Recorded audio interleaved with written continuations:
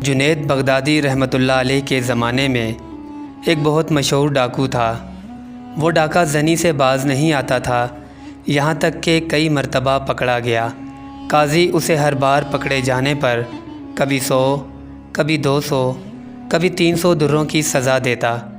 اسے اس وقت تک 16,000 درے لگ چکے تھے، مگر وہ اس برے فعل سے باز نہیں آتا تھا۔ حتیٰ کہ اس کا ایک ہاتھ بھی کاٹ دیا گیا، مگر وہ باز نہ آیا اور اپنے ایک ہاتھ سے ہی چوری اور ڈاکہ زنی کرتا رہا۔ لوگ اس سے بہت خوفزدہ رہتے، کوئی اس کے سامنے جانے کی جرت نہ کرتا۔ ایک دن ایسا ہوا کہ وہ ڈاکو جنید بغدادی رحمۃ اللہ علیہ کے گھر چوری کی نیت سے داخل ہو گیا۔ حضرت جنید بغدادی رحمۃ اللہ علیہ نے تجارت کی غرض سے کچھ کپڑے اور دیگر اشیاء منگوا رکھی ہوئی تھیں اور انہیں 2-3 گٹھڑیوں میں باندھ رکھا تھا۔ مشہور ڈاکو جب دیوار کود کر گھر میں داخل ہوا تو اسے وہ سامان جو گٹھڑیوں میں بندھا پڑا تھا نظر آ گیا۔ وہ ایک ہاتھ ہونے کے باعث ان کو اٹھا کر لے جانے سے قاصر تھا اور ابھی یہی سوچ رہا تھا کہ کسی کو اس سامان کو اٹھانے کے لیے لایا جائے کہ اتنے میں حضرت جنید بغدادی رحمۃ اللہ علیہ نماز تہجد کے لیے نیند سے بیدار ہوئے اور اپنے گھر کے صحن میں تشریف لائے۔ ڈاکو کی نظر آپ پر پڑی اور اس نے سمجھا کہ شاید یہ اس گھر کا کوئی نوکر ہے جو مالکوں کے بیدار ہونے سے قبل گھر کے کام کے لیے بیدار ہوا۔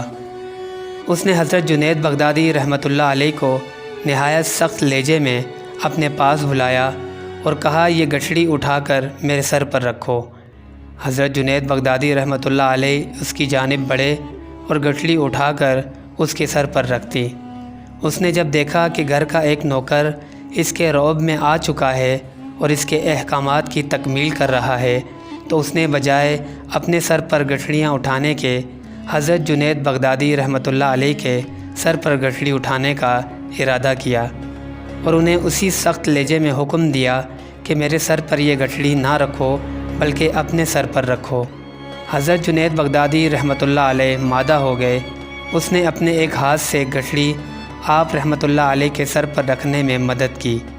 جب آپ رحمۃ اللہ علیہ نے گٹھڑی سر پر اٹھا لی تو اس نے حکم دیا کہ جلدی کرو اور میرے ساتھ چلو، فجر ہونے والی ہے اور سورج کی روشنی ہو جائے گی۔ اس سے پہلے تم نے یہ گٹھڑی میری مطلوبہ جگہ تک چھوڑ کر آنی ہے، اور اگر تم نے دیر کی تو میں ڈنڈے سے تمہاری مرمت کروں گا۔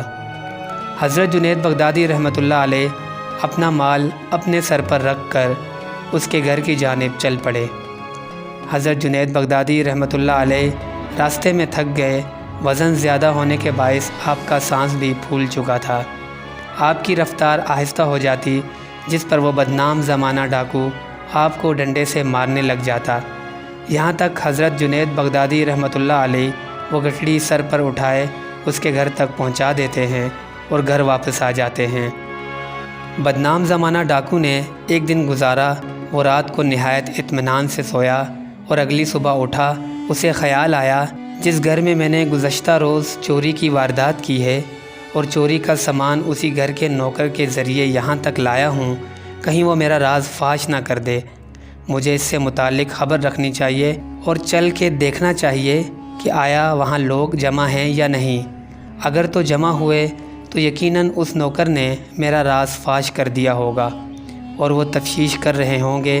اگر وہاں خاموشی ہوئی تو یقیناً نوکر نے میرے متعلق کسی کو ڈر کے مارے نہیں بتایا ہوگا۔ چنانچہ وہ آپ رحمۃ اللہ علیہ کے گھر کی جانب چل پڑا۔ وہاں پہنچ کر کیا دیکھتا ہے کہ لوگ آ رہے ہیں اور گھر میں قطار در قطار داخل ہو رہے ہیں۔ گھر میں داخل ہونے والے افراد حلیے سے نہایت پرہیزگار اور متقی لگ رہے تھے۔ وہ بڑا حیران ہوا۔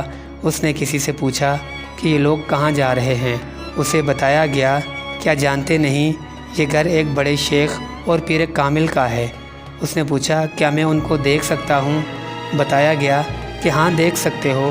معلومات دینے والے نے اسے اپنے ساتھ لیا اور گھر میں داخل ہو گیا۔ اس دوران ڈاکو نے اپنا کٹا ہوا ہاتھ چھپا لیا کہ کہیں گھر کا نوکر اسے پہچان نہ لے۔